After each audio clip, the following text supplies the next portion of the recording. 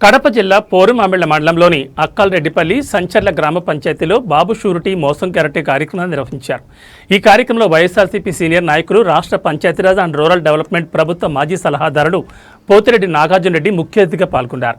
ఈ సందర్భంగా నాగార్జున రెడ్డి మాట్లాడుతూ, కూటమి ప్రభుత్వం అధికారంలోకి వచ్చిన తర్వాత ఎన్నికల ముందు చంద్రబాబు ఇచ్చిన సూపర్ 6 పథకాలు ఏ ఒక్కటి పూర్తిగా నెరవేర్చలేదని, గత సంవత్సర కాలంలో ఒక్క పథకం కూడా అమలు కాకపోవడం, ప్రజలను మోసం చేసి అధికారంలోకి రావడం జరిగిందని ఆయన ఆరోపించారు. నిత్యావసర వస్తువులు, విద్యుత్ ఛార్జీలు విపరీతంగా పెరిగాయని, రైతులకు పండించిన పంటలకు గిట్టుబాటు ధరలు లేక రైతులు అప్పుల పాలయ్యారని, విద్య, వైద్యం, వ్యవసాయం కుంటుపడిందని ఆయన అన్నారు.